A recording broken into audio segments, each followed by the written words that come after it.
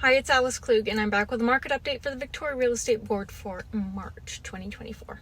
Let's go. So despite the fact that Easter is over, my house is still very noisy, so there's a lot of people around. So I'm doing this update in my car, so I apologize for the lack of fancy background, but it is what it is. We're casual around here, aren't we? So for sales that went through in March, we had 588 sales. That was basically the same as last year, so that was an increase of 0.3%, which is... who cares? Basically, it's the same old.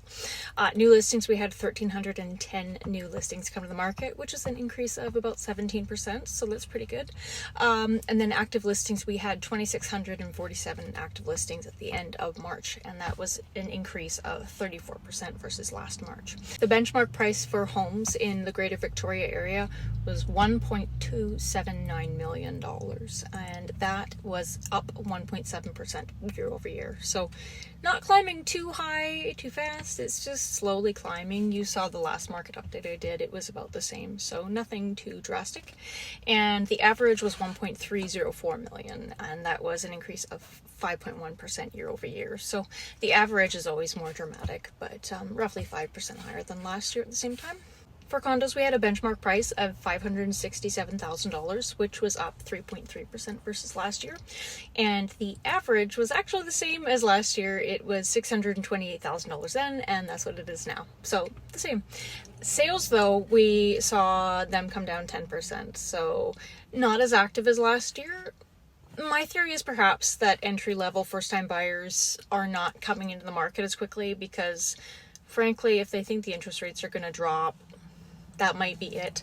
I've also seen a lot of first-time buyers that are struggling to even get that approval for, the $400,000 condos, those kind of things. So that could be that as well. But that's condos. For mortgage rates, which everybody is waiting for the rate cuts to happen, I don't know that they're going to happen as soon as we thought, because the GDP in the past couple months has grown so fast that it exceeded all of 2023, apparently. So it's a good thing, but also perhaps it will slow that down. So if you're banking on waiting until they cut rates, that could be a little while. And unfortunately, the thing that I would see happening is the prices going up, because they don't seem to be slowing. I don't know. I'd love to see them slow and go down and make it easier on everybody, but it doesn't seem to be the trend that I see, unfortunately. The other thing that happened in March that was announced, it was kind of announced quietly, was that they would introduce... I'm so sorry for this, it's embarrassing. That they would introduce another test for mortgages that would make it so that you could only buy something if it was within 4.5% of your yearly income. Which seems okay. So say if you make $100,000 a year, you could only buy something of $450,000. But the interesting thing is, and I'm not a mortgage broker, but this is what I've heard, is that it would also count towards your multiple properties. So you couldn't be above that even with multiple properties, is what I'm understanding. But there's like rental or tenancy amounts that they could take into effect, but I don't know. It's interesting to me. I don't really think buyers need another hurdle, but that's what was announced. So again, you might research that if you're in the process of buying. What else do I have for you today? So the other thing I saw in a news report is the data from RBC for the fourth quarter of 2023 said basically that housing affordability has never been worse, which I would believe it. And people in Canada for median households are spending roughly 63.5% of their income on their housing, which is the highest ever.